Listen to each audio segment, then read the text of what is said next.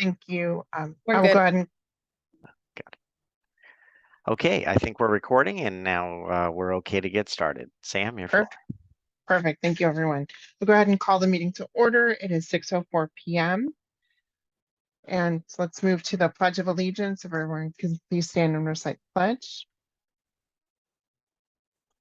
I pledge allegiance to the flag of the United States of America and to the republic for which it stands, one nation, under God, indivisible, with liberty and justice for all.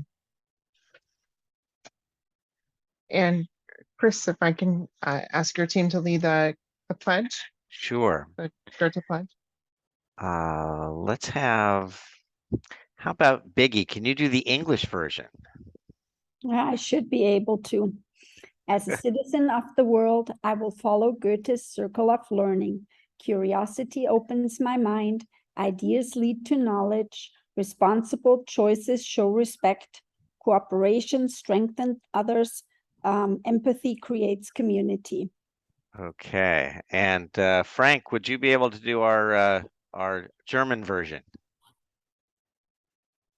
Of course. Als ein Bürger dieser Welt folge ich dem Kreis des Lernens. Neugierig, ideenreich, respektvoll, kooperativ, mutig, empathisch. Okay, thank you. And Nazmia, would you do the honors on the Spanish version? Sure.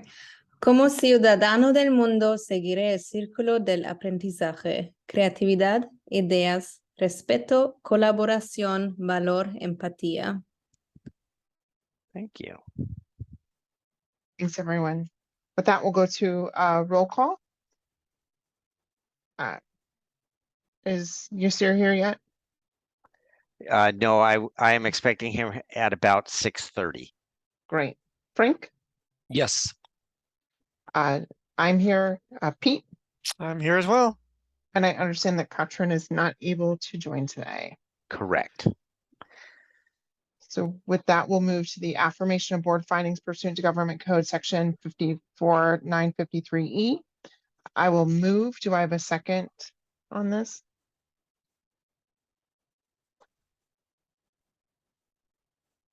Pete or Frank?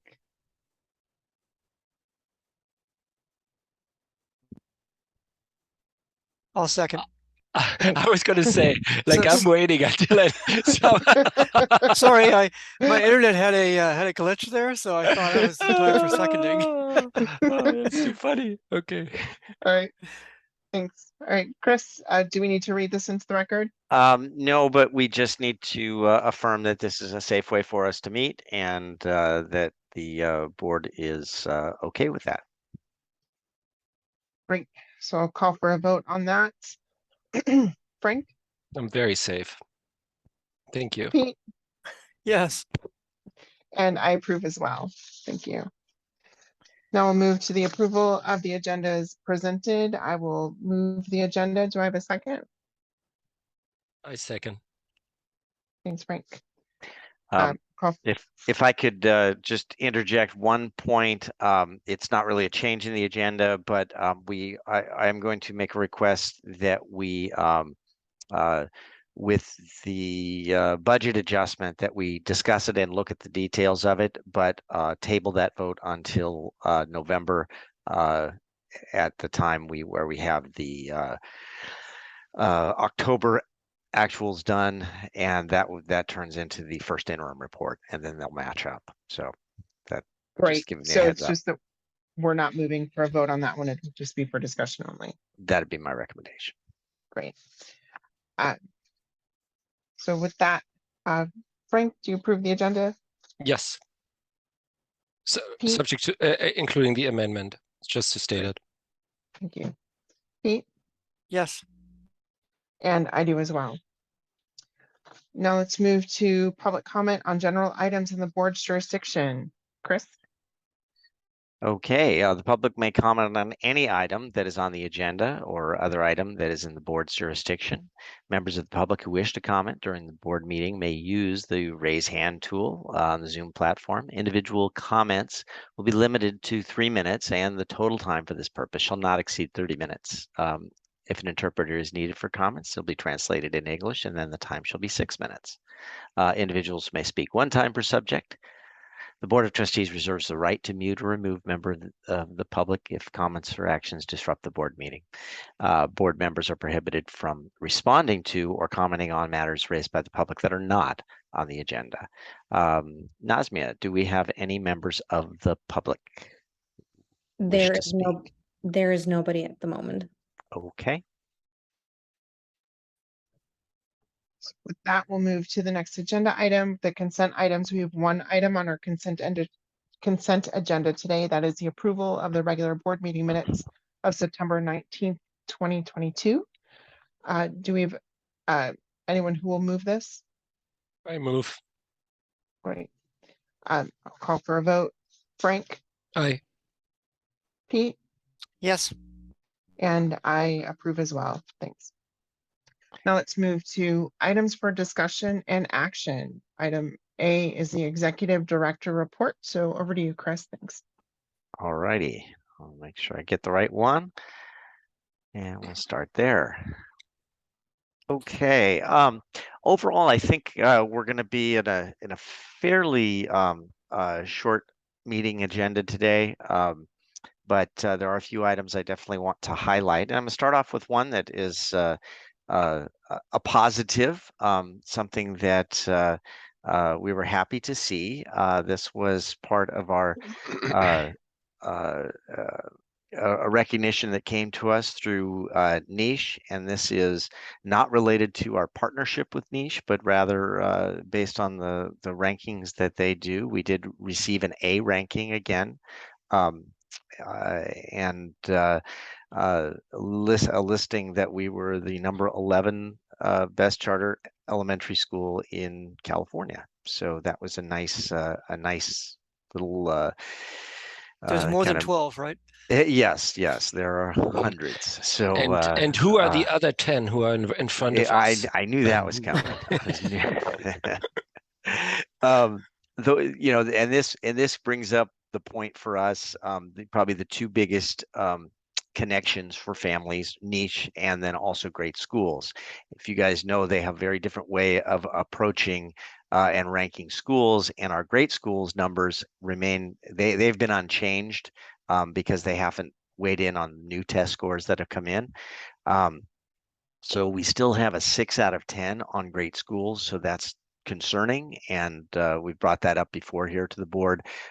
We are watching that really closely to see if our new test scores, which as you guys heard in last month, our most recent test scores went just a little bit up, and it appears that although all the results are not in statewide, it does appear that scores are taking a downward trend, and so with ours actually making a little bit of an upward trend, I think that's there's a chance that we could really move up in that on Great Schools as well. So we'll be keeping an eye on that. But we were very happy to see this. Let's dive into the meat of things. As I reported the last time, we have we had budgeted for 426 students, but we came in at last month it was 491.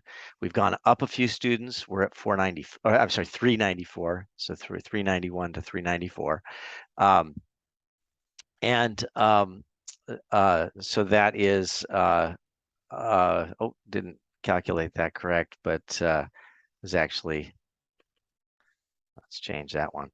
3 more students than last month. That was an addition that came in. A couple things regarding enrollment. You know, we're obviously watching this really closely. We ended the year last year at 380. So we're up from where we were last year, but we're not at the level we had wanted to be in terms of our budget.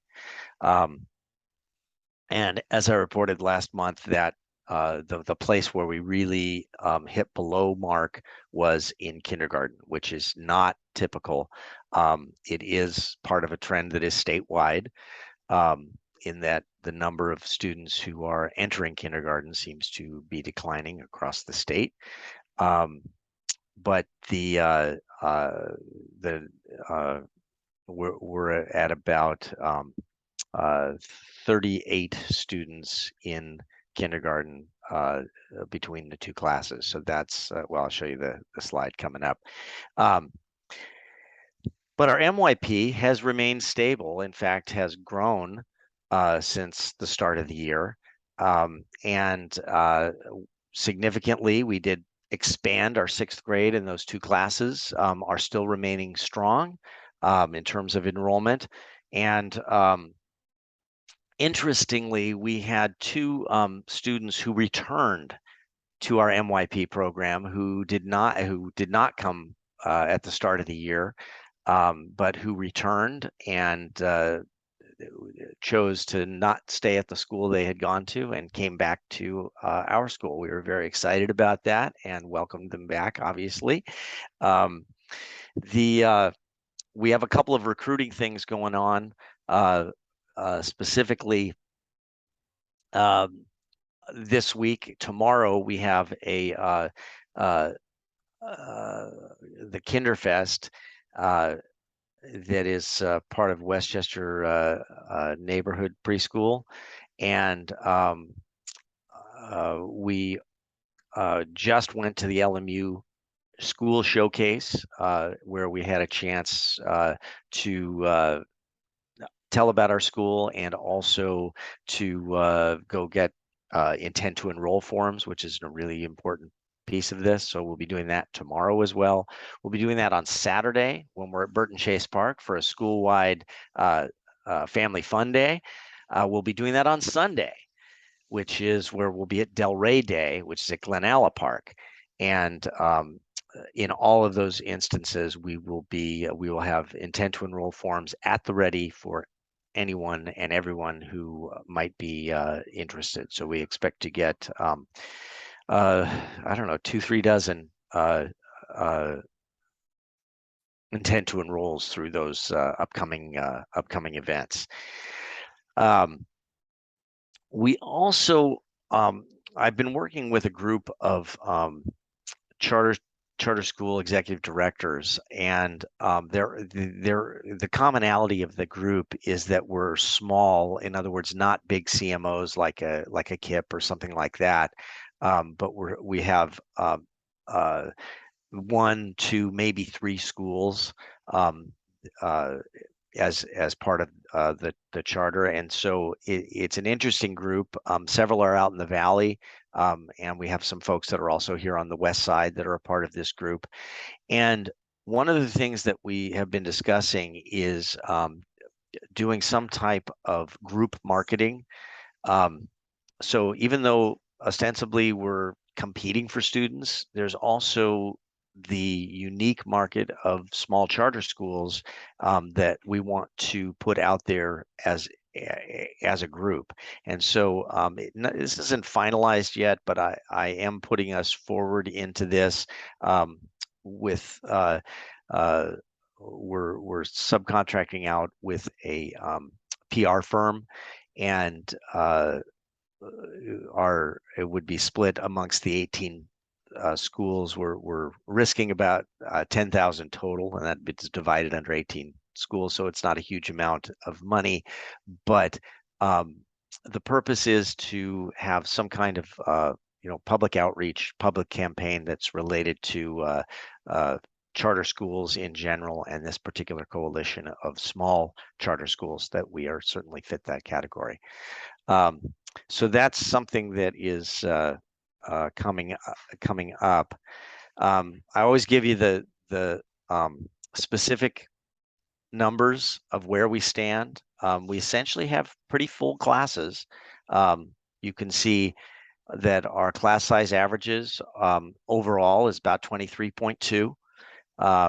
And we have a couple classes that cross over the 25 threshold that we sort of gear towards, and a couple that are a little smaller. To TK being small, that's kind of a little bit par for the course. But as I mentioned, kindergarten with class size average of 19, that's a concern that we hope to rectify with the new year and the new lottery of for next year is to beef that up with more first grade, because it's really tough to do it after first grade. So that's one we're watching really closely. But you can see all the way through until we get to 7th and 8th grade, where they're a little bit smaller, and that's been traditionally the case. But we're seeing that not the case with 2 classes at 6th grade, each with 24, one with 24, one with 25 students. So real pleased with what we see at the 6th grade level, as that was one of our points of entry. So with that, I think I'll finish up this on enrollment and then take some questions. At the last meeting, there was an ask about who are the kids who left and who are the kids who came? Like, what's changed, what's different? And so we did take some time and looked at this data. And want to give you an idea of what we found. So we basically have 83 new students, most of those being in TK and K, keeping in mind we did not have a K or TK to roll over last year. So pretty much mostly all new students in that area. So 58 of them were from TK and K combined, and 14 of them were in the 6th grade. And so the rest are just a smattering of other grade levels, but those are the 2, as expected, the 2 areas of entry. Big question for us is, are these kids coming in district and out of district? We've talked about that our number of in-district students has been, or percentage of in-district students has been declining over the past 5 years. And it had been as high as the high 70s, 78%, almost 80%, and then it's dropped as low as 69%. Right now, it's at 70% school-wide. Of these new students coming in, it was about 72% that were in district. So that's a little notch up. That probably brought us above that 70% overall school-wide, but it's still, something we've got to watch really closely. 28% of those new students then obviously were out of district. And so what's different here is what district or districts they're coming from. In the past, we had a variety of districts, and they were kind of all around us. From Culver City, we'd have a few. Santa Monica, we'd have a few. Hawthorne, we'd have a few. Wiseburn, we'd have a few. But kind of all around that area, and Englewood, we would have a few. But the difference is that we seem to be getting a larger number of our younger students are coming to us from Englewood. And the Englewood does have a bit of a gentrification going on, and whether that means people are a little more mobile to get down to where we're at. It's also a fairly quick commute from a lot of the places that folks are coming from, whether it's Ladera Heights or Windsor Hills, different areas that folks are joining us from.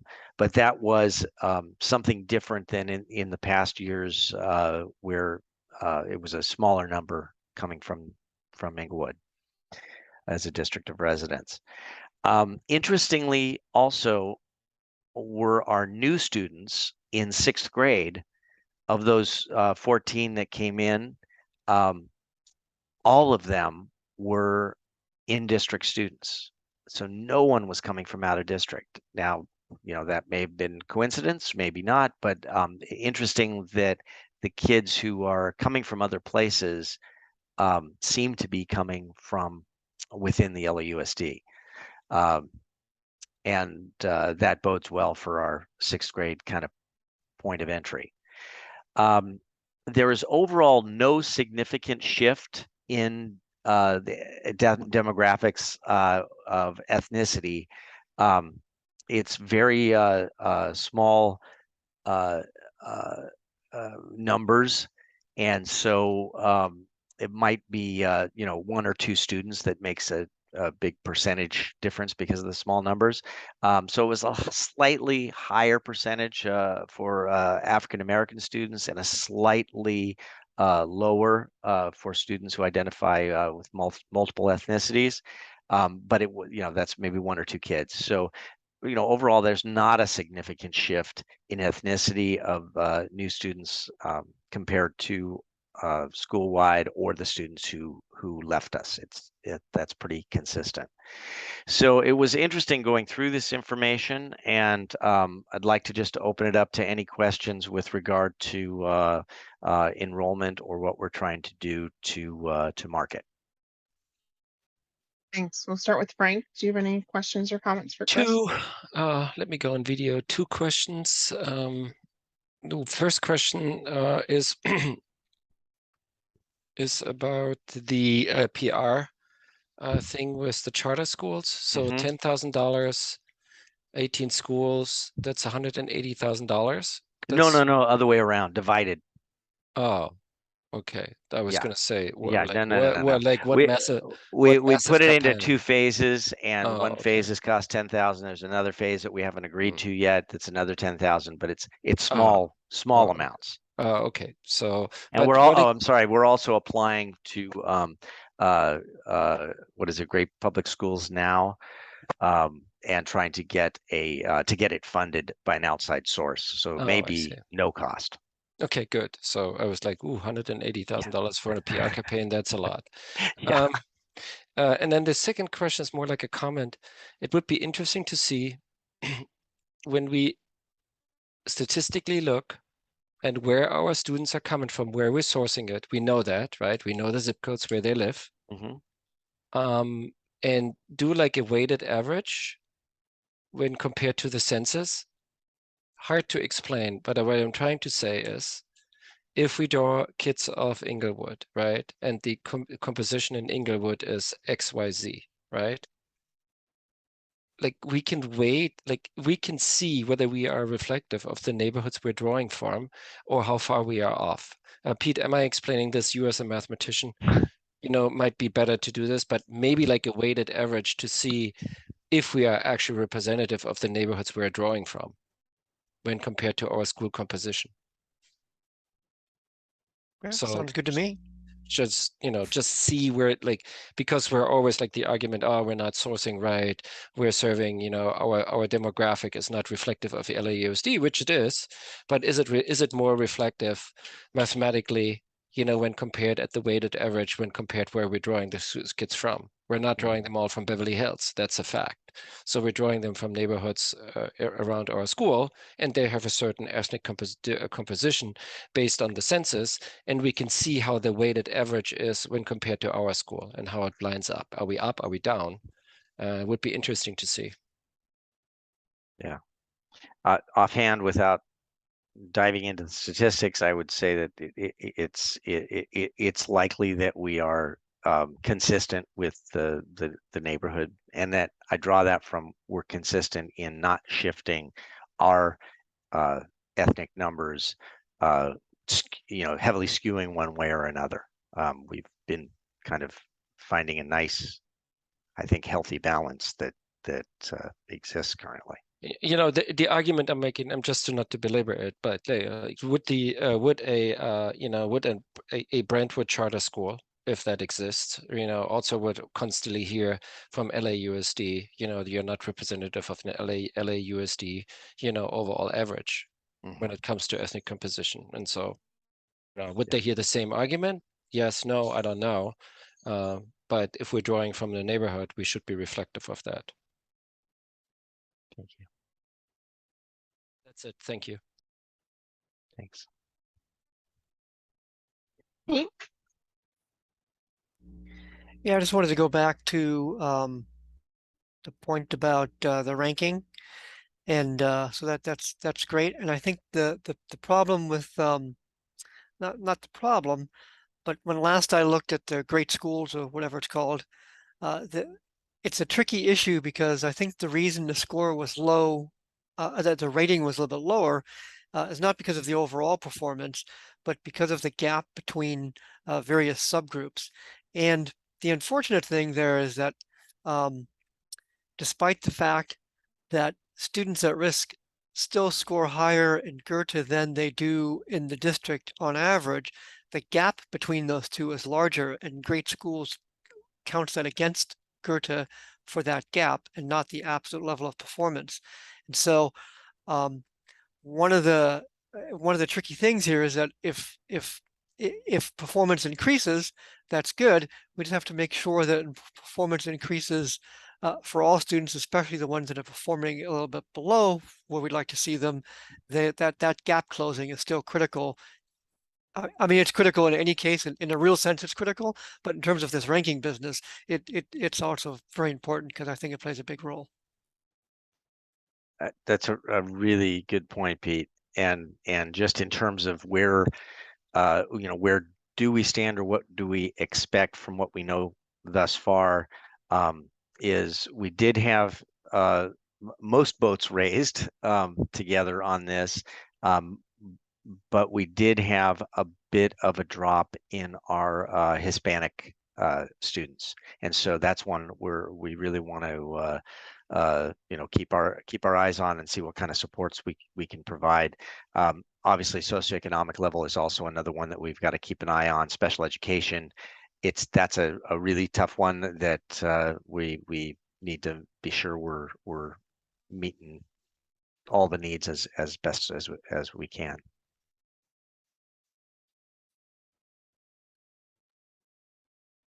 Great, thanks. Anything else, Pete? Thanks. And I don't have any questions on this part. Okay. Well, let me dive into some other fun stuff.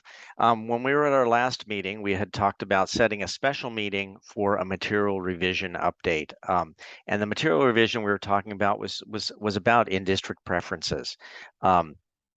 And trying to see if there's a way in our lottery that we can recognize and build our reputation as a community school, and make sure that we get people who are right around our school, and give them a priority.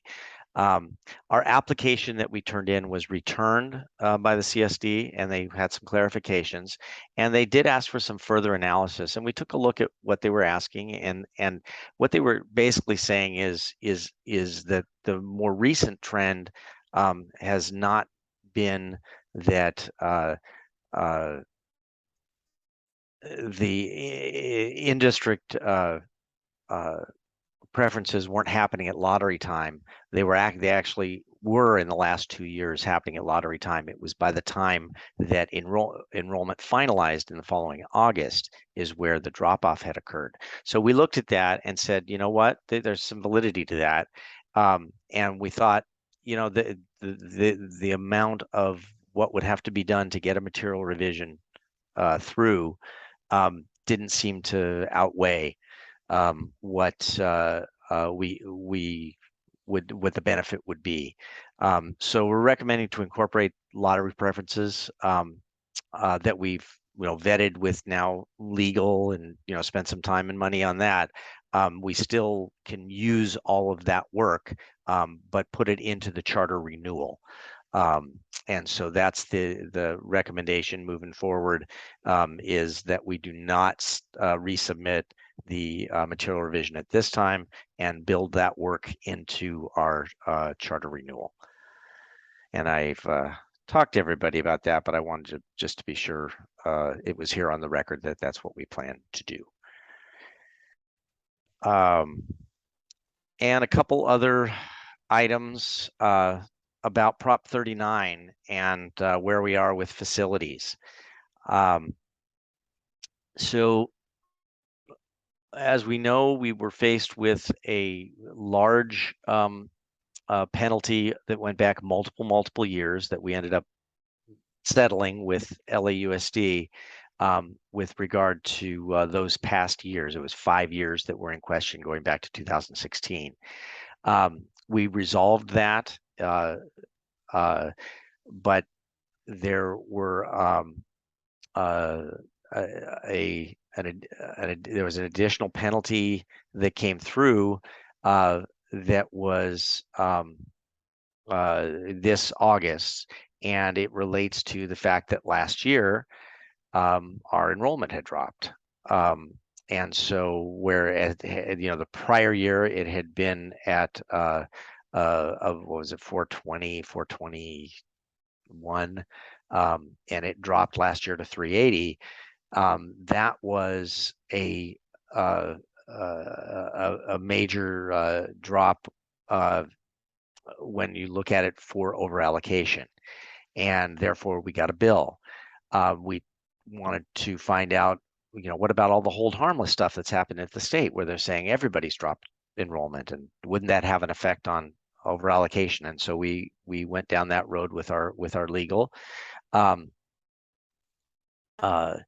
since the time that we've been dealing with kind of the new playing field of how LA Unified is interpreting or going about their over allocation penalties, we have really made a good faith effort to make very reasonable projections.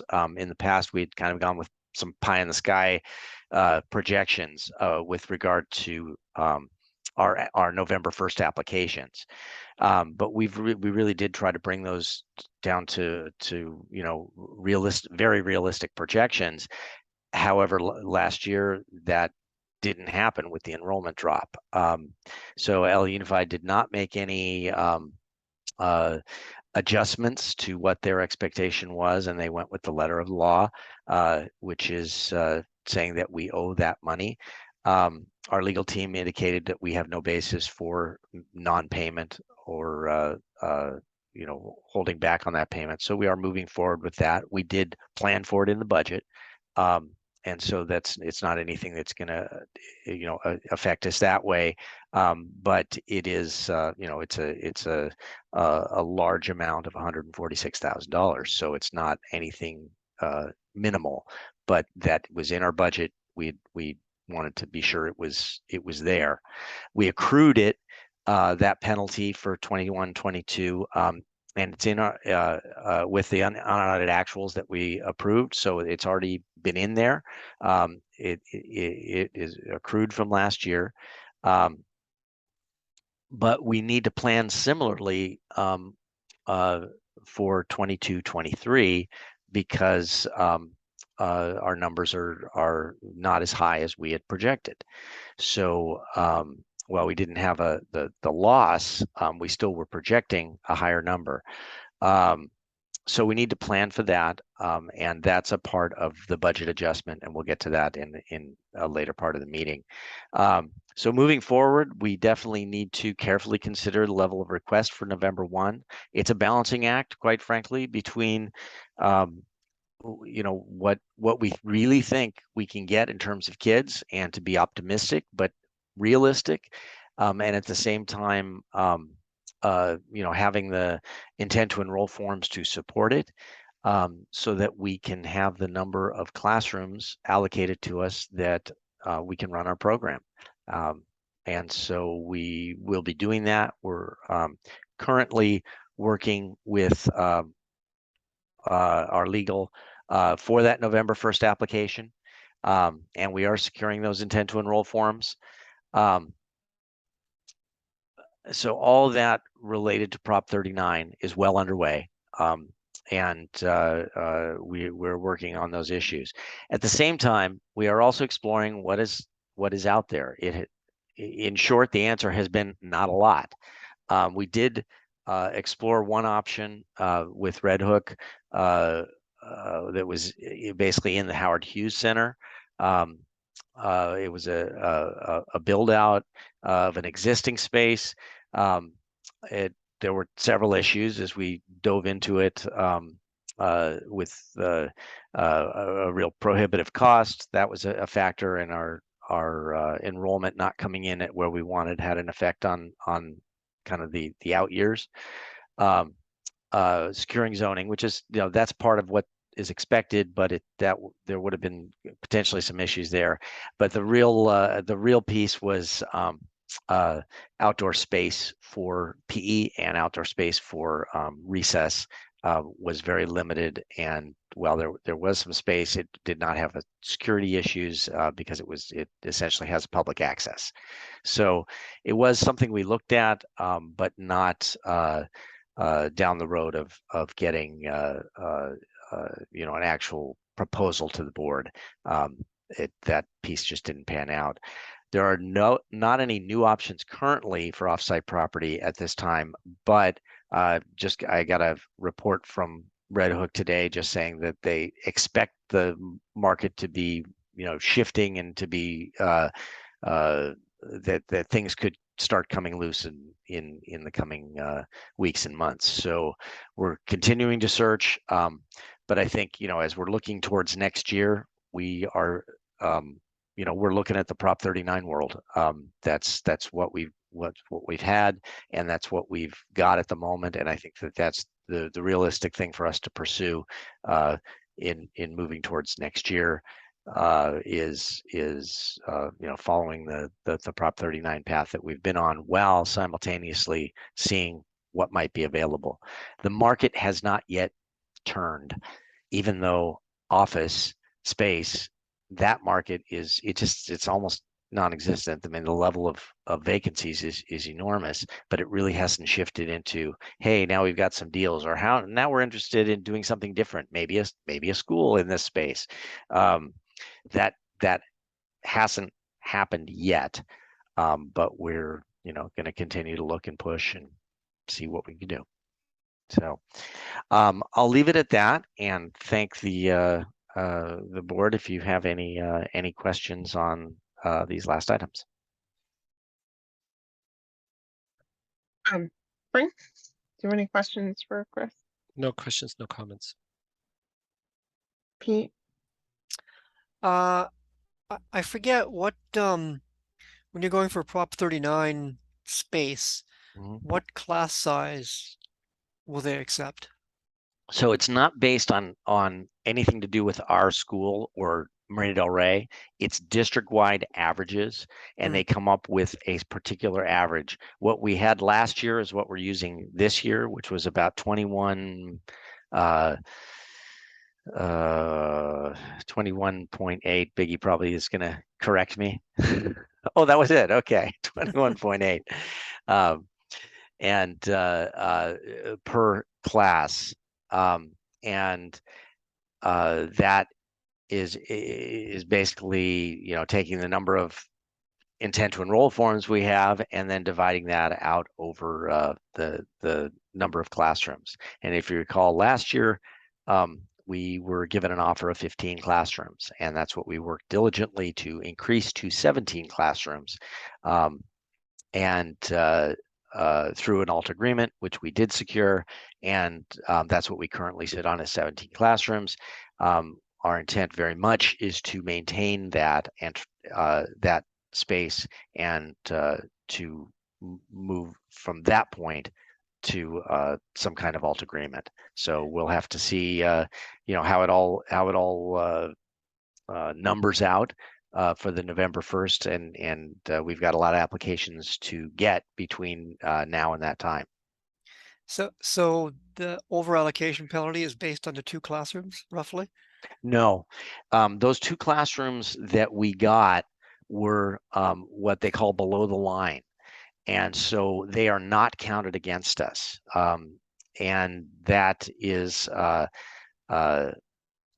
obviously a good thing for overallocation. No, but the overallocation penalty that we received relates to the numbers that we were given to get the number of classrooms allotted for that year. I'm just trying to in their offer. Right. But I mean, they offered 15, so 15 times 21.8 is some number. And then presumably 70% of our 394 students is some number that would be equal to that. And so that it's that difference amounts to a classroom or 2, and that's $140,000. In terms of penalty cost, yeah. So, you know, I think the important piece is we're trying to do everything in good faith that we are making real and reasonable projections. We're not looking to get a penalty, but we also know that that penalty can happen, you know, unless you're really actively growing, and we expected to be growing more than we did this year.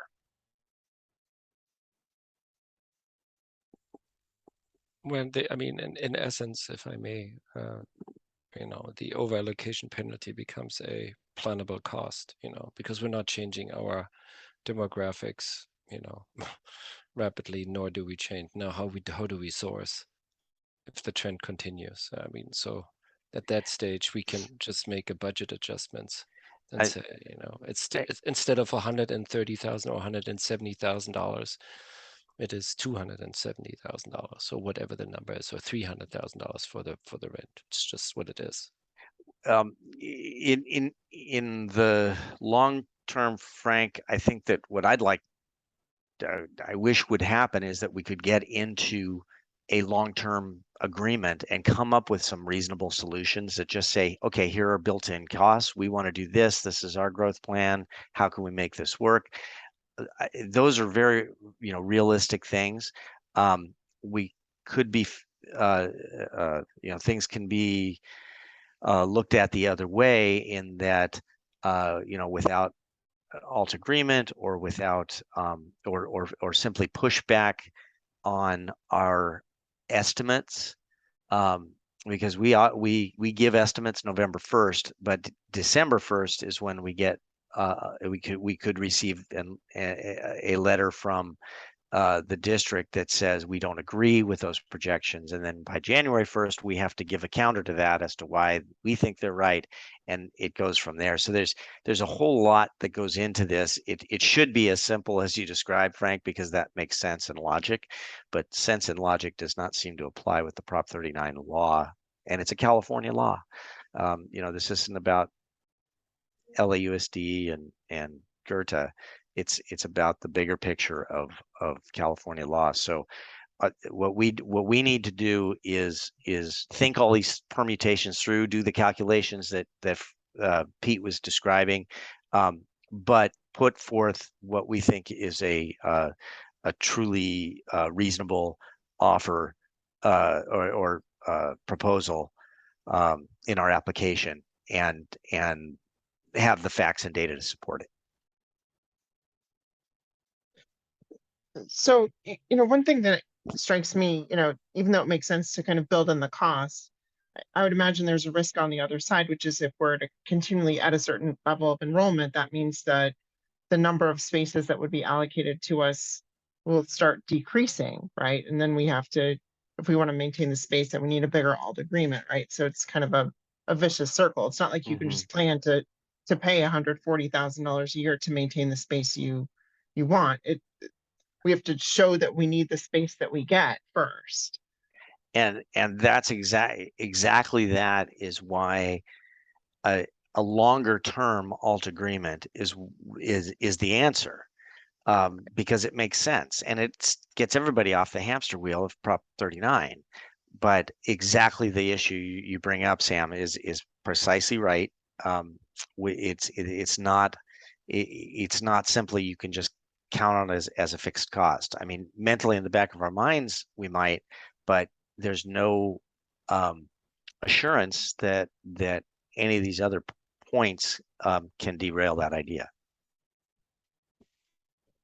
But at one point in time, there is precedent, right? You know, I mean, there is a precedent in alt agreement. If you have like 4 or 5, right? I mean, nobody needs to give you this. It's always a goodwill gesture for the additional 2 rooms, right?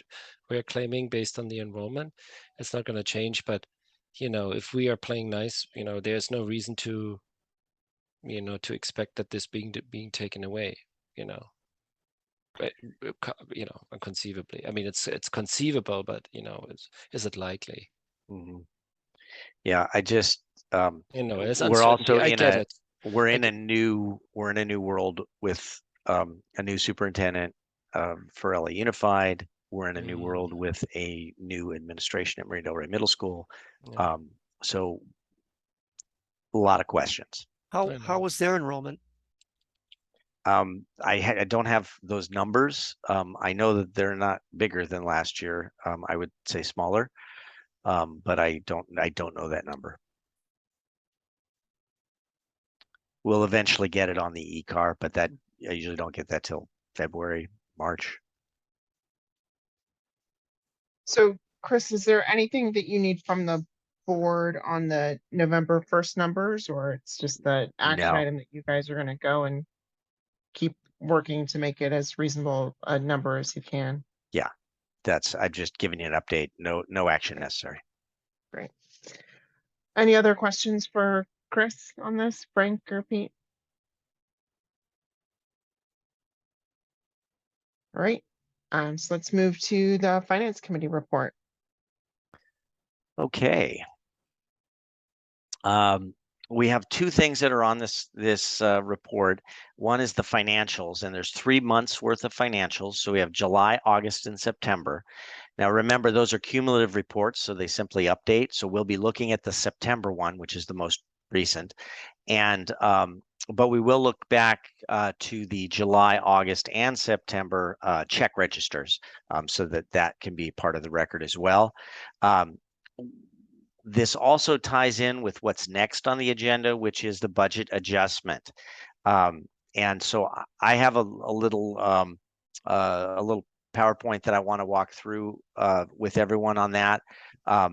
But it will be hitting some of those points as they relate to the first 3 months of our school year so far, because a lot of change happened with the budget in July. I've been bringing that up constantly, and the good news is, well, most of it is pretty good news on the budget front. The bad news, obviously, is that enrollment being not what we had expected, and we have to adjust and atone for that. But there are some huge changes, not the least of which is how Hold Harmless came through, and it was larger than we had anticipated. We went with very conservative numbers, and numbers now are firm, and they're much larger. So I'm going to turn it over to Ryan, who is here, and I'm going to pull up. Should I call for someone to Yes. move Oh, the approval sorry. Yes, first? I move. Yeah. I Great, move. thanks. And a second? I'll second. Thanks. Thank So you, now- Sam. My Now we can turn apologies. it to Ryan. No problem, thanks. Okay. All right, Ryan, I'm going to go ahead and pull up the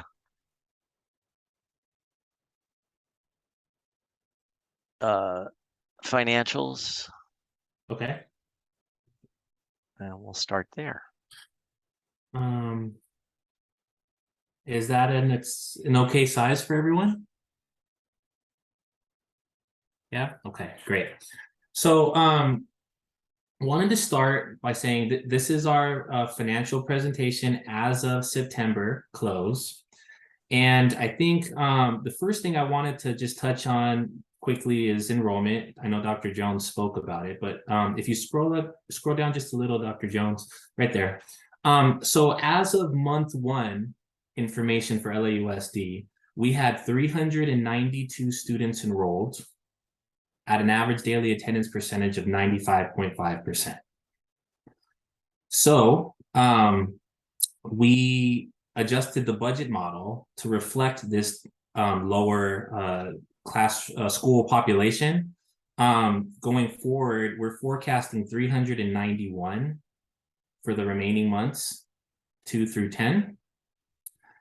So you can see that, we're under enrolled by about 35 kids there. And that's a big hit to our ADA revenue. But before I go down to the income statement, I wanted to highlight some of the key points that I briefly summarized in the top right of this screen here. So the state budget, after we board approved our budget, there were some significant updates that were favorable to your school. The first was that the COLA increase for the local control funding formula increased from 6.86% to 13.26%. So all things constant, and if we met our enrollment, we would be sitting on a massive windfall of ADA revenue. Because we're under enrolled, that windfall is softening the blow. So we didn't lose out on $360,000 in ADA revenue because because we're under enrolled by 35 kids. It softened the blow because the funding rates are higher than what we originally budgeted for.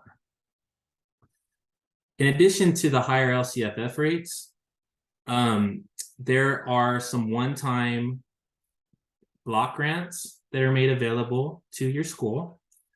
I put the total funding for each, the Learning Recovery Block Grant and the Arts and Music Block Grant. So that's roughly $590,000 across those two block grants.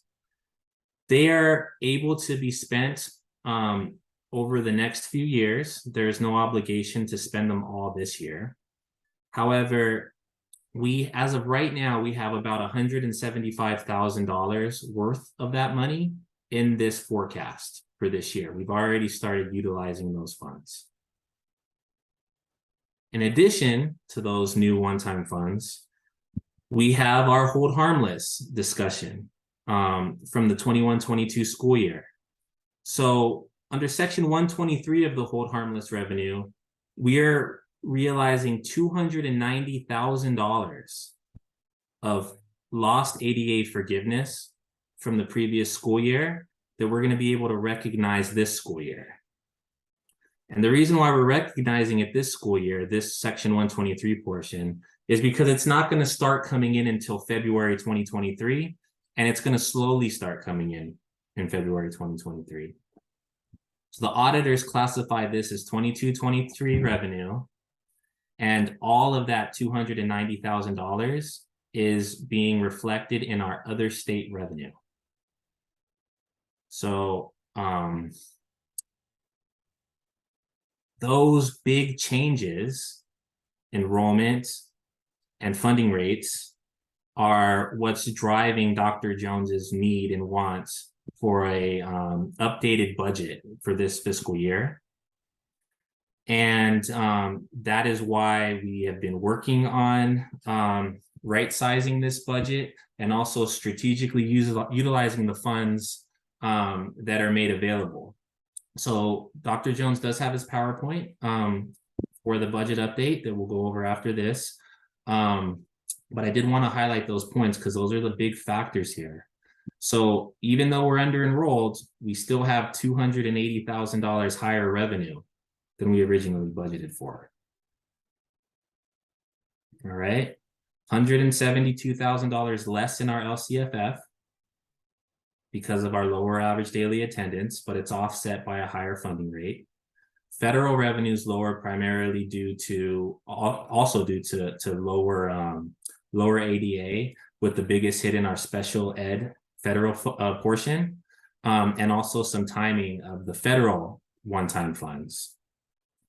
State revenue is higher by 462 because this is where our hold harmless money is being recorded, as well as the current portion that we've accessed of the discretionary block grants.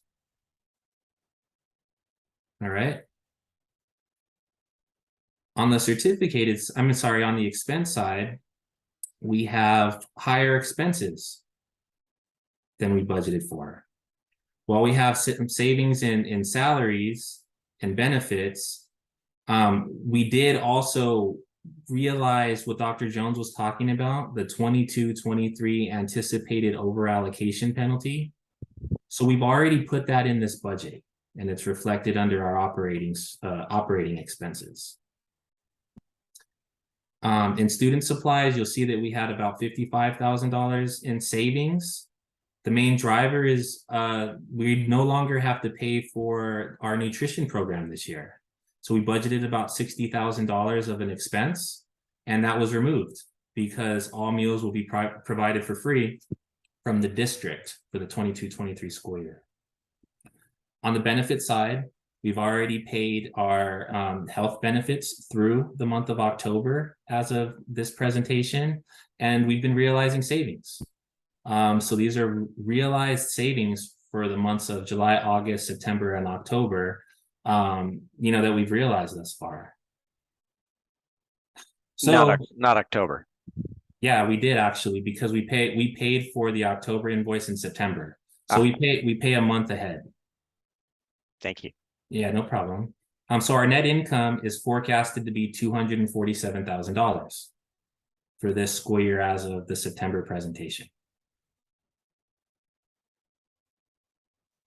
Our cash, I'm sorry, Dr. Jones, just real quick on cash. We had 1.9 million in the bank at the end of September, and we're forecasting a $1.4 million cash balance at the end of the year, with a very large accrual of 1.1 million. That 1.1 million is a very conservative estimate for our year-end accrual. It's assuming that we didn't receive any of our $290,000 that we earned for 22-23 of the hold harmless. Because I'm not quite sure what the distribution is going to be from February to June. So we just pushed it all out in the accrual. So it's very possible that our cash balance will be higher and our AR balance will be lower. But right now we wanted to have a very conservative estimate for cash at year end.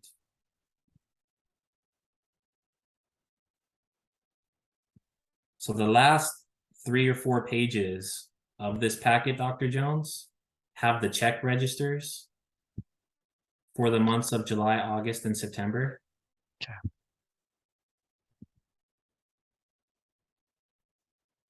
And I just wanted to remind everyone that those check registers are reviewed at the finance committee meeting. They're filtered here, not by check number, but by largest amount to smallest amount. And if anyone has any questions on any of these expenses, I'd be happy to answer them now. Or if you want to email after the meeting and you have a question about something, I'm happy to answer whenever you want. But I did want to point out for transparency that July, August, and September disbursements are available for the board to review. This is July. Here's August.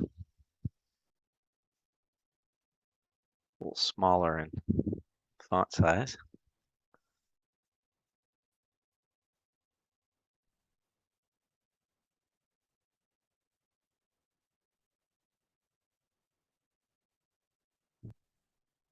And this is September.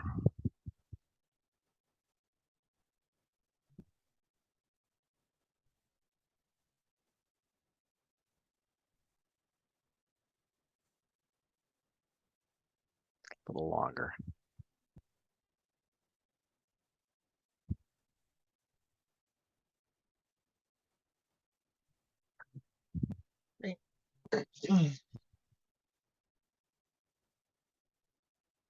So before we move to a vote on the approvals, are there any questions for Ryan or Chris? Frank? No questions. Pete? No questions. And I have, it's not a question, but just a statement. I know last year, one of the, I raised it under financials because it didn't occur to me until now, but it would be good to see, like we did last year, some reference to the fundraising that's happening and the fundraising activities and that revenue stream coming into the school within the executive director report. So we have an idea of what else is getting fed into the financials here for future meetings, Chris. Absolutely. I'll add that to November. Great, thanks. Dr. Jones, could you go back to the top of this PDF real quick? Sam, I don't think this answers your question entirely, but I did want to point out that in the income statement section, we do have some historical information all the way to the right for fiscal year 21, 22, and 2021. So this would show the grants and fundraising totals for those years compared to what we budgeted for this year. And I don't think that answers your question entirely, but I did want to point out that metric on the dashboard. Great.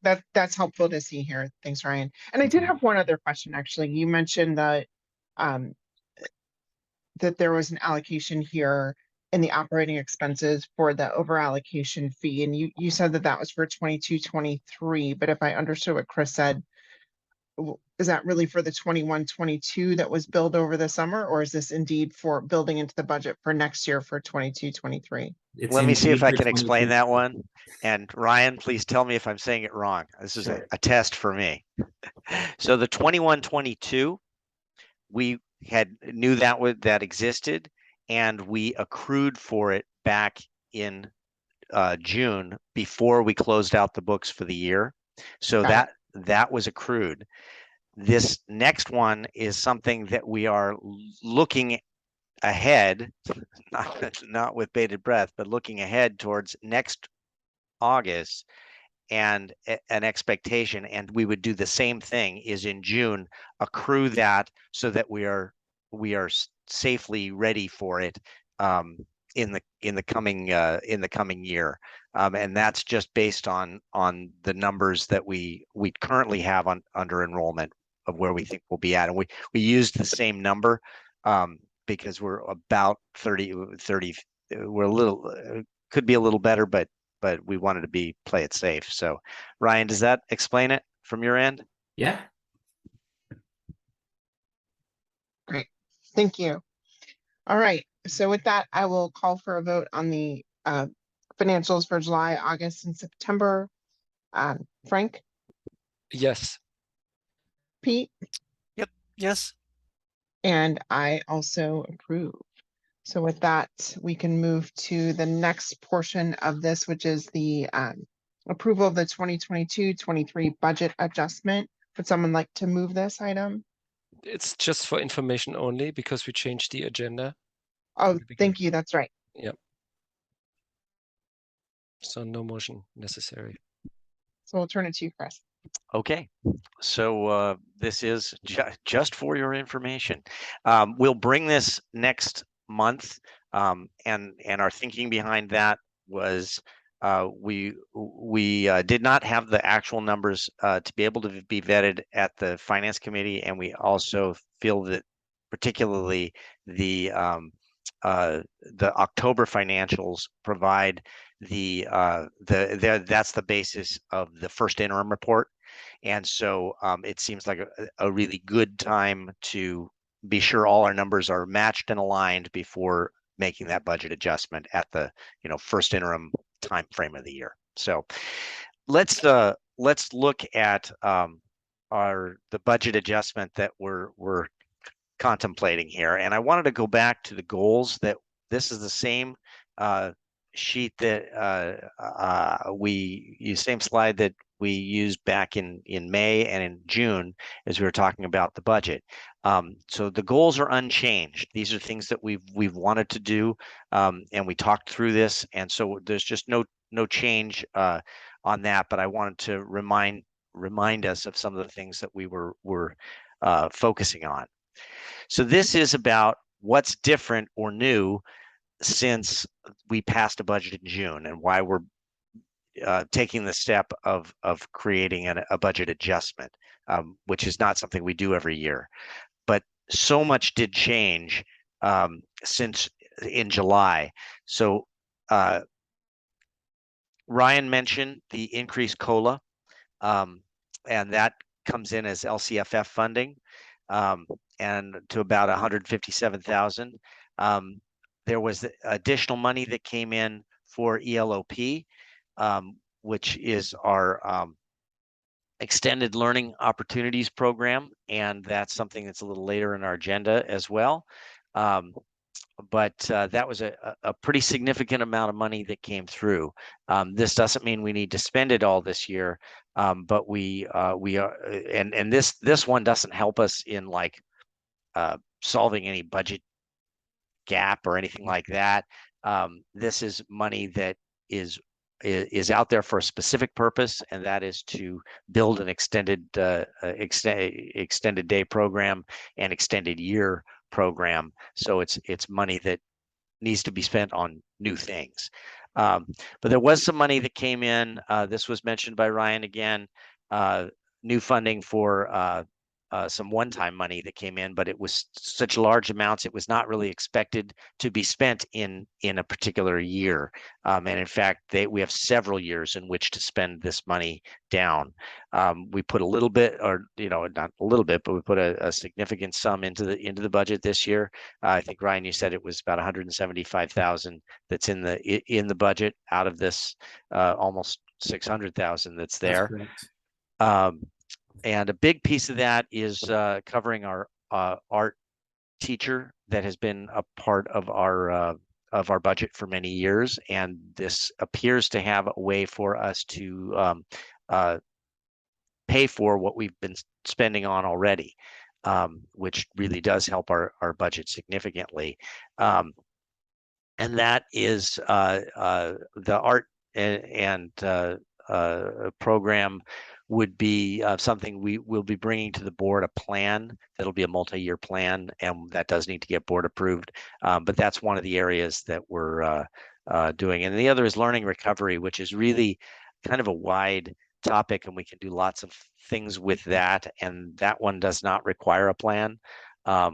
It does not specifically get audited.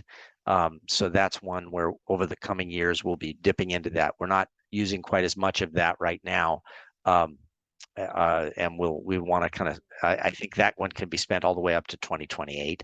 So we don't want to overspend now and not have something for later. So we're kind of holding on to that.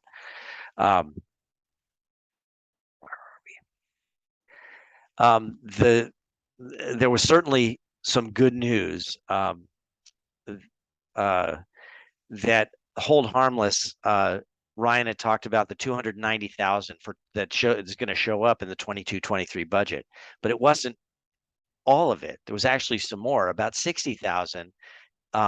If you recall, we had a negative budget last year because we had all the penalties in there and none of this income. 60,000 is going to also not, in addition to the 290, there's 60,000 that will be put into last year's budget. Now, obviously, that can only be done as an audit adjustment. So do expect an audit adjustment of about 60K to the good come December when we bring you the audit report. Assuming that those are done this year by December. By last year, the audit firms got pushed back and the deadlines got pushed back, but we're assuming we're right on schedule in December. So that is just really outstanding news. But this is a one-time thing. This won't come back again. We will not qualify. There won't be. I don't think there'll be any kind of hold harmless in the coming year. Budget adjustments that we're planning to make, and for the some of the new and expanded programs. Okay, I mentioned funding an art teacher with art and music. We think that that's a good use of something we have prioritized already, and now the state says, hey, here's some funding that could be used for that. For the learning recovery funds, we're looking at doing a little offset of an MYP exploratory, one of them, and funding some field trips that we may not have been able to take, some of the campus improvements that we're trying to make, and some special events that are really kind of drawing kids into school and getting them back into the swing of things. That's what we're using the Learning Recovery Fund in this coming year for. In future years, we may use it in different ways, but that's what we're looking at right now. And we're not spending huge amounts in that Learning Recovery Fund. The other is the Expanded Learning Opportunities, or ELOP program. That's the one that requires a 9-hour day. So it's not just our school, but also extended day, and then adding 30 days to an extended year. That's a lot of days, and but there's money to do this with. And so we'll share that later on in the agenda with talking about the ELOP. Other budget adjustments, this time for personnel. We have made some adjustments from where we thought we would be in June to where we are now. So we wanted to bring it up to date. One is we added a BII position. We made some shifts around of some of our instructional aides we thought would be best in one grade level. Turned out we needed them in another grade level. So we did some internal things, but we've had to add one BII position and also do some increase in hours time for RSP to make sure that we're serving our special education students. On the good side, we were able to eliminate a part-time office support position that we had added in the budget. It was kind of based on somebody who could be here to do that, and that was that person was not available when the new year came around. That was Kim Reyes, our office assistant. She was going to be doing some part-time special work for us, so that didn't come to fruition. So that was money to the good in the budget. So what we are doing is looking to expand the office assistant role in the coming months, and we're going to look to see what things we could add that we were planning for this other person to be doing, and then we will make some adjustments for our new office assistant in terms of pay. The other thing we did is just expanded substitute costs. We had maternity leave that did come to fruition, so hooray for Ms. Pham. But being on maternity leave, we were able to do that with our outside agency, Scoot, and bring somebody on who's been doing a really good job. But that is a cost, and just trying to make sure we have continuity of programs, not just with the maternity leave, but across substitutes. So we did add, we added some costs there in a budget adjustment. This one's to the good. Ryan mentioned it, that LAUSD is not charging us for the school year 22-23. Previously, we were charged, it's about $1.50 a meal. And given that the federal government pays for free and reduced, and the state of California is paying for everything else for everyone else, I'm not sure why LA Unified had been charging us in the past, and we're going to ask that question, but we are certainly not going to question that we're not having to pay $60,000 that we had budgeted. So that was a conservative estimate with the $60,000. It may come back in later years. We just don't know. But for this year, it's $60,000 to the good. And then, of course, Ryan also mentioned the things that were to the bad. 391 students is that drop of about 35 students. And this, we budgeted at 391. If you remember from the enrollment today, we currently sit at 394, so we're just a hair above that. That's what we will look at moving forward, is that 391 number, and see if we're above or below that. The budget is built on that number, or will be built on that number, and we're looking at that 95 to 95.5 ADA. We'll finalize that number and see where we're at. We are currently for the year we're right at 96. But we want to be sure we're being conservative in this as well. So those assumptions will be built into it. And then finally, the budget adjustment for facilities, putting that over allocation plan into this. And again, Ryan mentioned that we're putting that into place so that we're conservative and making sure, we're covered. And that's basically what we're looking at with this budget adjustment, and we'll bring it to you in a finished form that'll include the October financials, which are the basis for the first interim report, and that'll come next month. Thanks, Chris. Frank, any questions for Chris on this? Yes, can you go up there on the, I think the first, I think it's slide number 3. What I would like so I get the, Ryan, and you, that's also then for you. I get we need spending plans, the multi-year spending plan for the right block. So where these are the $600,000, they are in the budget. They are in the write-up mentioned under key points, you know, the 244 or 245 and the 443. So I'd like to see a multi-year spending plan for those, right? For these extraordinary expenses. How much of the ELOP are we spending this year? We have something actually. I can give you a little clearer picture when we talk about it coming up. But we're spending all of our sports program is paid for out of the ELOP. Yeah, I mentioned that. We're going to be paying for some 2 5-day camps, one at winter break and one at spring break, and we pay for that outright, and then we'll we'll do some charge for that as well. But anyone who has free and reduced lunch will be no charge.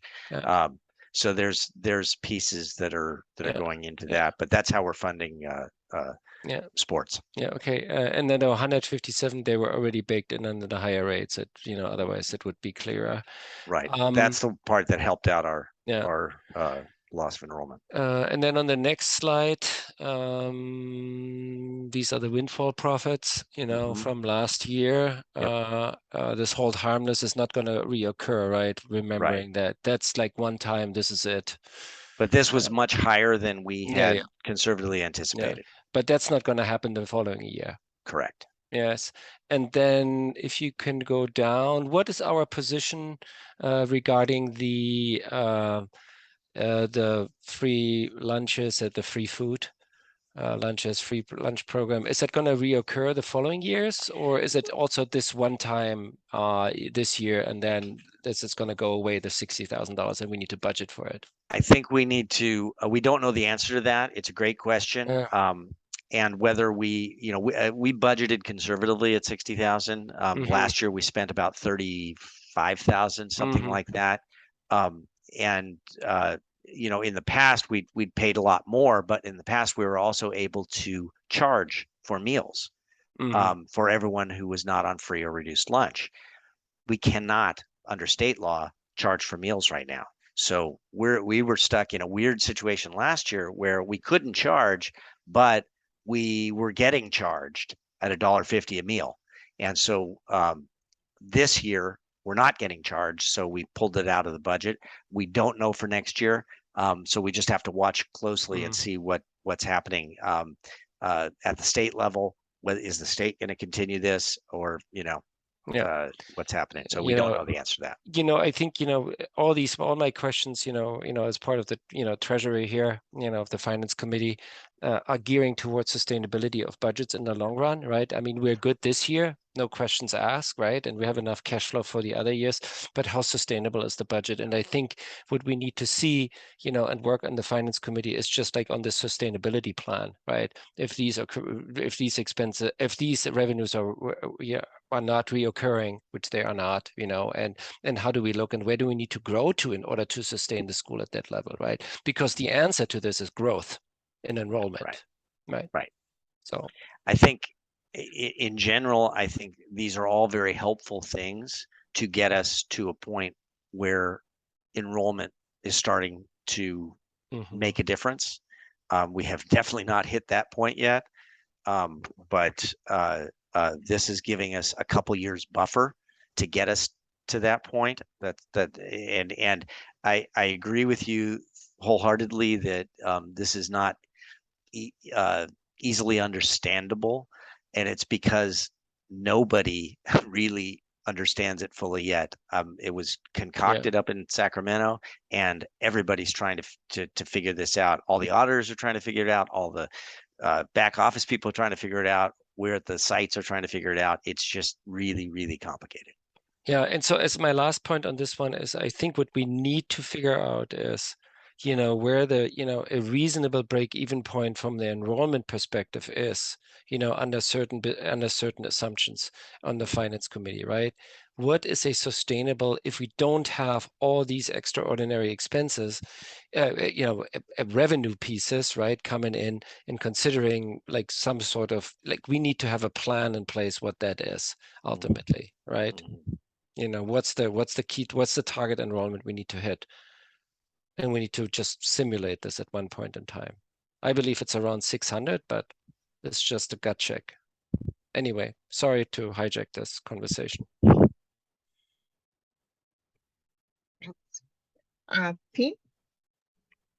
So I agree with Frank on having a multi-year spending plan for their recovery funds and whatever the other batch was.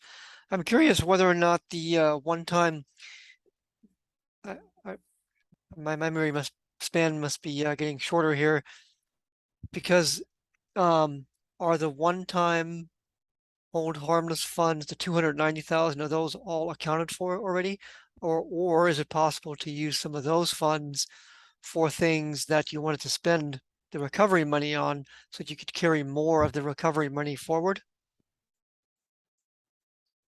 Yeah, I think that thought is what we're doing, which is that money, I really look at it as the first thing we have to do is pay back the negative of last year, because we put all of the expenses showed in last year. And so just because we're showing a positive this year, that should be considered getting our reserves back to where they should be, and then moving forward from there. So it's trying to, I for sure want to make, I want to make sure we have obviously a positive budget, but we do need to replenish our reserves somewhat, and we'll see where we're at towards the end of the year of kind of thinking that one through. But we're definitely trying to hold off too much of the new money.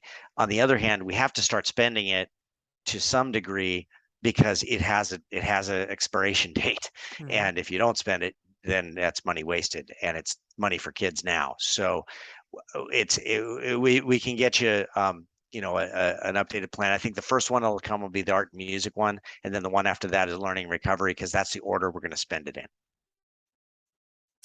Yeah, I have a hunch that next year's budget from the state won't look so rosy. So I think we ought to be prepared.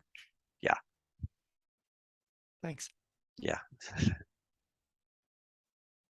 Thanks. And I echo to Frank's comments about sustainability, and then, hearing about costs that can be deferred that, we already have.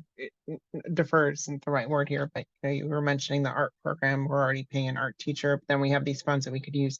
I want to make sure that, the view of sustainability is also identifying what the minimum type of programming we want to have, and to know, where those funds would come from if we don't have these extra funds coming into the system, to make sure that there's sustainability of kind of that minimum level that we'd like to have. So hopefully that will all come forward. One thing I did want to just raise a question about as you are preparing the budget adjustment for our consideration. I saw a more financial sheet that went along with it that showed the change to this year's enrollment to the budget number, but then the the school year next year and the year after were similar, or were not impacted at all in the counts. And so, when we see the full package coming through, will we see, projections change for the following years as well, and not just keeping those stable? So that would be good to understand, but that's for, I think, in the future what comes to us. And I think this is what you're referring to. Yeah, exactly. Yeah, I shared this in the board, but I think you were kind of looking at where we are with our forecast. We have last year to compare, and then the information that's here. Keep in mind, this is all driven by projected enrollment, and we've adjusted this to 391, and we adjusted down the number enrollment here and enrollment here, but these are big jumps. And Pete said it loud and clear earlier, and he was prescient, that, are there kids enough to fill those spots? And so we have to look, but this is only based on, okay, we have X number of kids now, and they're rolling forward to the next grade and filling in behind them as appropriate. So, and how much space will we have to fill that? So these are questions that we won't have answered by next month, but we will prepare this, and this will be, this will be part of that presentation.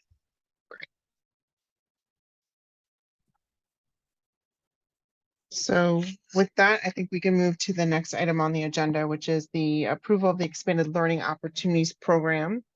Do I have someone to move this item? I move. Great, a second? I can second. Turn this over to you, Chris. Sure. So this is a 17-page document that I shared with the board that I'm recommending approval. It's something I've been working on with particularly a couple of our partners, and the ELOP program is basically trying to expand the scope and opportunities for students to have a longer day and to have a longer year. So the day needs to cover 9 hours. And so that would for us begin at 7:50 when we begin our day and open our doors and have breakfast available and have running club going on. And that's where our day starts. All of our instructional day, which ends around 3 o'clock, depending on the grade level, and then into extended day, which is from 3 o'clock to 5 o'clock. Now, our extended day program actually is open till 6 o'clock. For purposes of this program, we would be we're only held to the 9-hour time. So we'll be focusing on that. And then the other piece of this, which is quite expansive, is extending the year. And it's very difficult. That was the part we were having the most trouble with, because we only have so many people and they only have so much energy and they can only work so many days and they need a break. So we added a summer school in that we do in June. Last couple of years, we've been doing June summer school and had been able to get some teachers and some instructional aides to participate and run that program, which is great. But we also sometimes have to kind of beat the bushes a little bit to make that happen. We're going to make that a portion of the program, but we're expanding with our different partners. So one of the partners is Prolific Kids, and Prolific Kids who's been with us for several years and really dating back even further than that under a different name.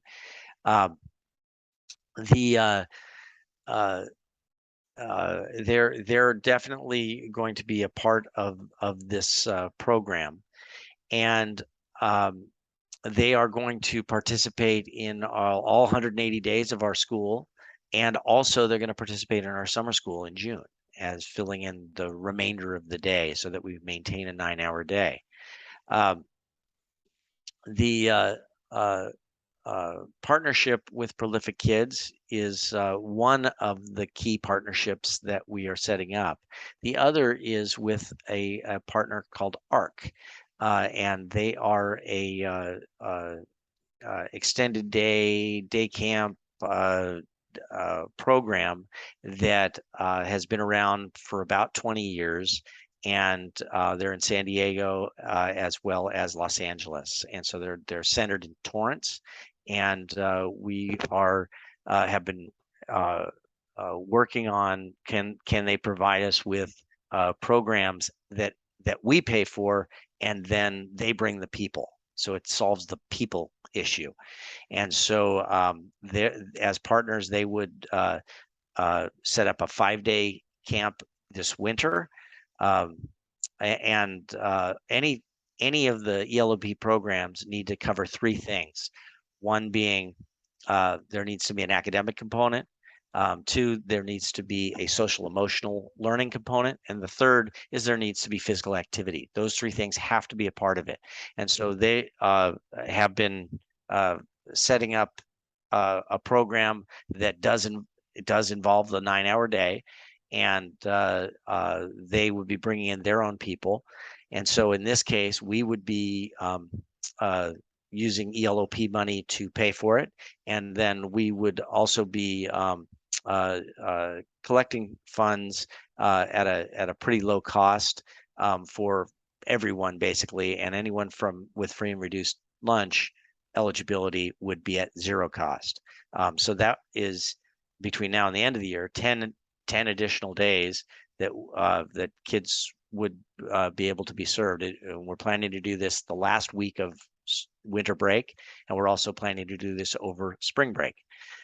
So there's a lot of details to be finalized and worked out, but also on this agenda are approvals of an MOU with both of those partners, Prolific Kids and ARC.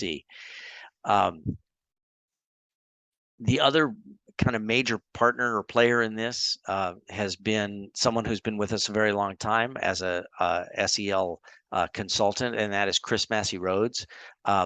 We've increased her time on campus currently because we've really found a great need with kids for talking things out and having somebody to talk to, and so she's been on campus even more this past year, and we are looking to expand even further to extended day and probably have her supporting the extended day program as both physical presence of being there and be able to work with kids, also training, because she does training with our teachers and our instructional aides, and so there would be consistency. She could work. We'll be working with our Prolific Kids, with the Prolific Kids staff, and making sure there's a connection, and with that focus on social emotional learning. So this program, as defined in this in the document that is presented here, is with a very specific format that's required by the state. So these aren't random questions that we're answering. This is very specific of what the state was involved. We worked with A+ Charter Consulting. That's Ann Jeanette, who's worked with us on things like the LCAP and other pieces. She was a support with this as well. And the program, as outlined here, it's designed to really connect our after-school program with our regular day, and to expand our year. It's also a method in which we've already expanded into for our middle school students with our sports program. And so it gives us a funding source, as well as a way to really draw kids into a program that we think is just hugely beneficial to them. This will involve evaluating what's working and what's not. And I know that is always a question that the board has. Is this working, and how do we know? So we will be doing evaluation of this program. We're also going to be bringing in a person who we're going to hire to oversee and be out there on a regular basis after school, and do the coordination of what needs to be done to keep this program, with all the I's dotted and the T's crossed. And so, and that I'm trying not to have that be yet another thing on the plate of our administrators. So we don't have that person yet, but we're going to be looking for them as this starts to roll out. So we've done a little bit of things so far. We started with as I said, MYP Sports. We are looking to add the SEL component in November. We're looking to get started with the camps with ARC in January, and planning all the way through next summer. We're looking to have an 8-day camp with ARC starting in the end of July and the beginning of August, probably 4 days in each of those weeks. And that's a time where we have administrators already on campus. This is one of the issues also that we're trying to work through is we have to maintain an administrator on campus when we're running these camps. So we're going to use ELEP funds to make sure we have administrators here as well, because that's a requirement from LA Unified when we're applying for facilities. And so the idea is to have it here where kids can, are comfortable, and parents we know can get here, and we'll launch into this and see how we do and make adjustments when things don't go well, and do the things that do seem to be going well, continue on. So any questions about extended learning opportunities and what this document was all about?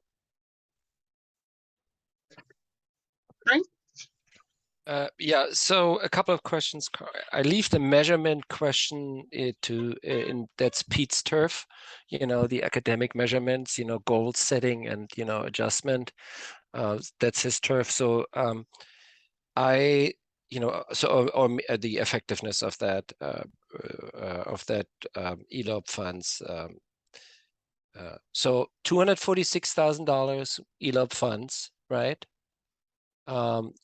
We are spending them on SEL, ARC, Prolific, a person in charge, and and in addition to is like our academic a director from our school overseeing this. We're not spending the $246,000 in 1 year, right?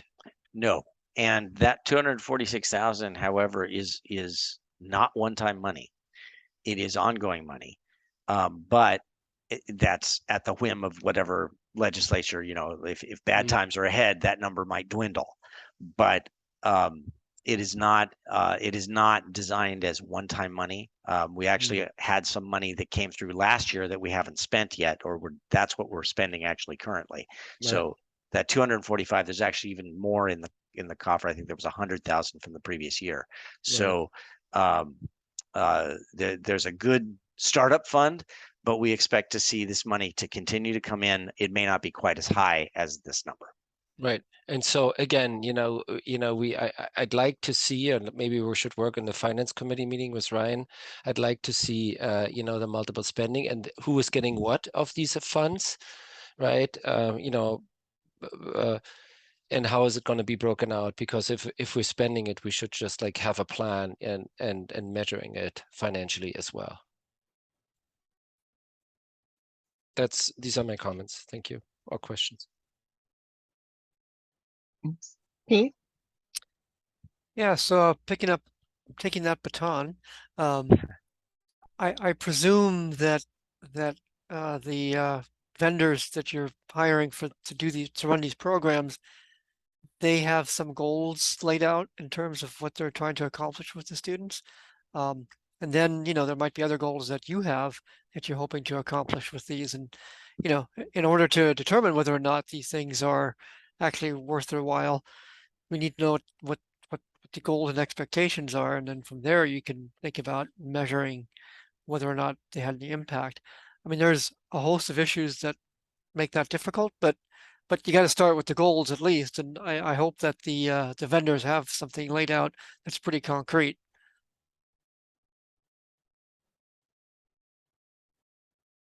Yeah, you definitely want to start with goals. We are just laying this foundation right now. So this will be an ongoing conversation with the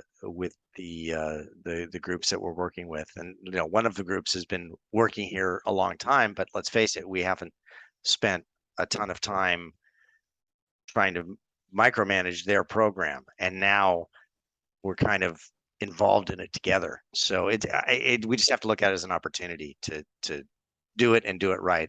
It's going to be a slow process.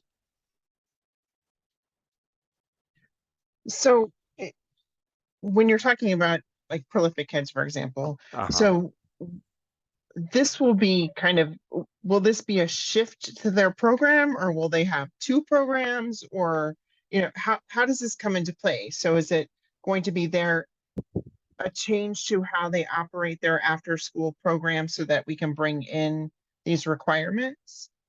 At the moment, we're gonna help augment their program a little bit. So like for instance, the SEL piece of bringing Chris Massey Rhodes in, that is augmenting what they don't have currently.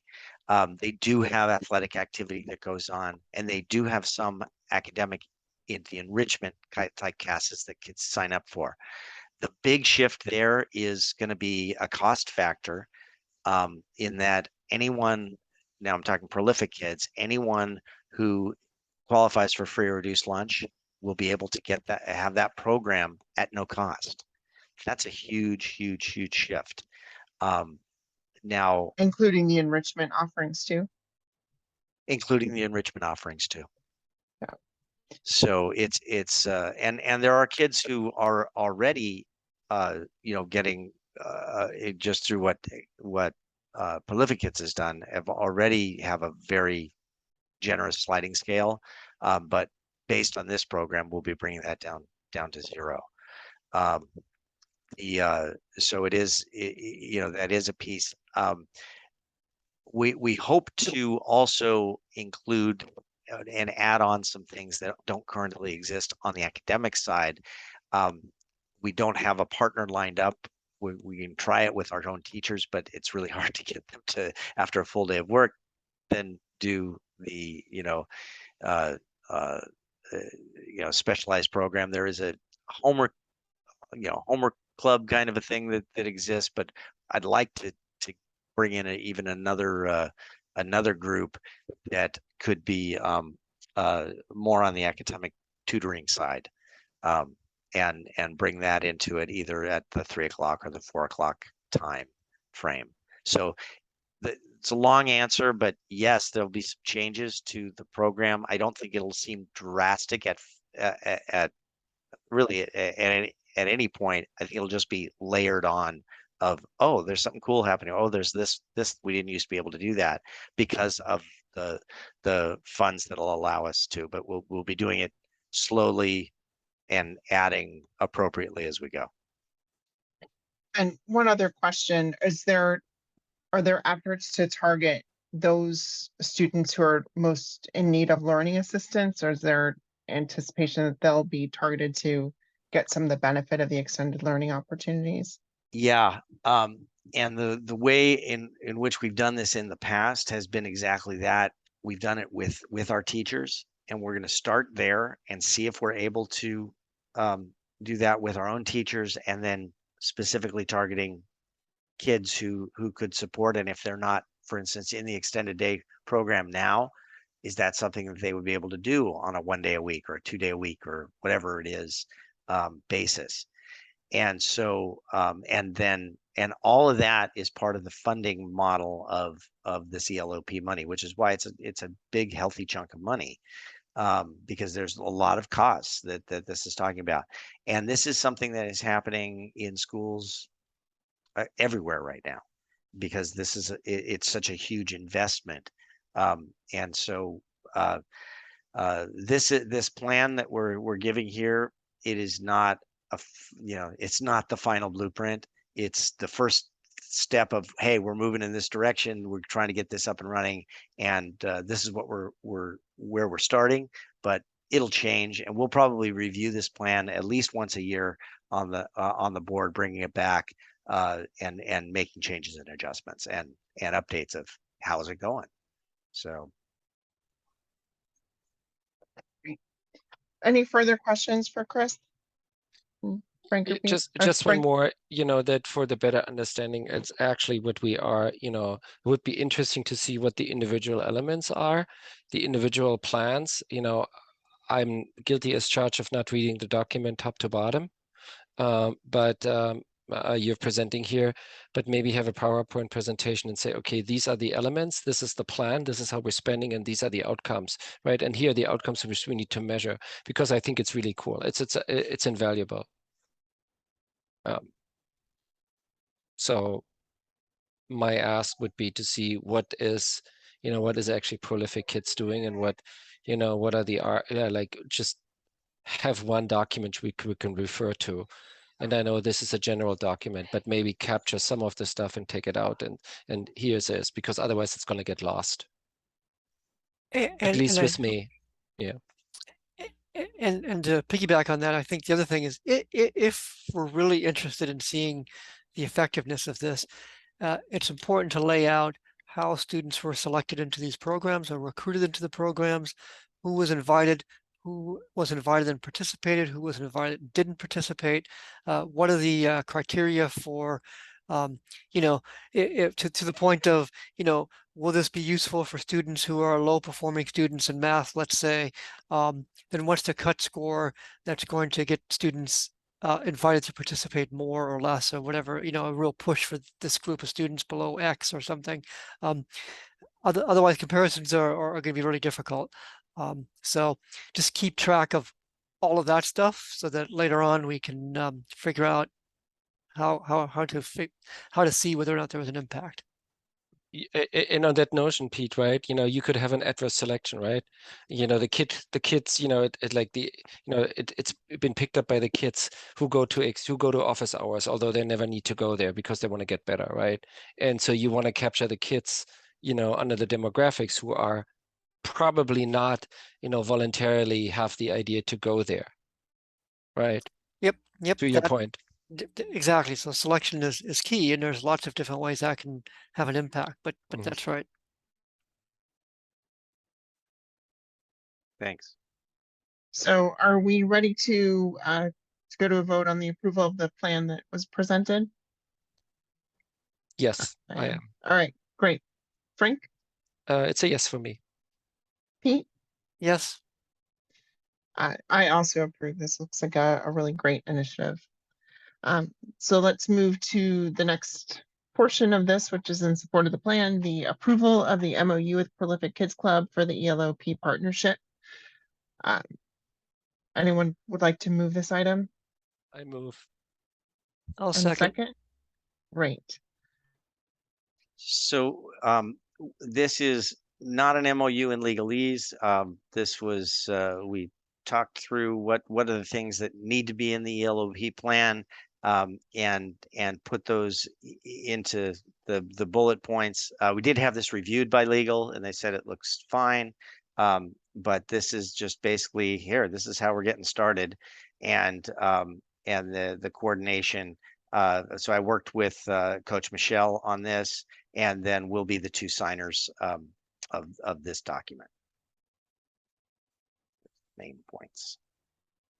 Great. So this is more of kind of a term sheet between you guys. Okay.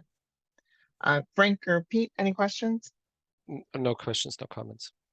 No questions. Great. So I'll call for a vote on this. Frank, Yes. Pete, Yes. I also approve.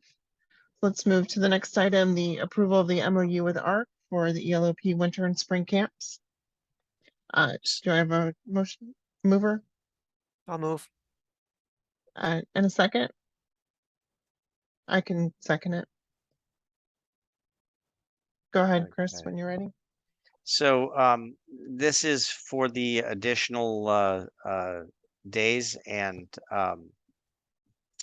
we've been in contract with these guys for about the past month and a half, and trying to work through you know, what does a day look like, and so here's a sample of the full day that they would set up, and again, this is with their own people. So I think this will really give us a sense of you know, working with this group. I like the people that I've met so far, but you know, it really matters who they assign to the campus and how do they run it. So this will give us an opportunity to see. They're definitely about being active with kids, and you know, they do a lot of training with their own folks, which is great. I'm not seeing the second item here, which is the okay. which is the proposal. I also had that checked with legal, which is the MOU piece. I apologize that that's not in there. Just gonna see if I can pull it up here.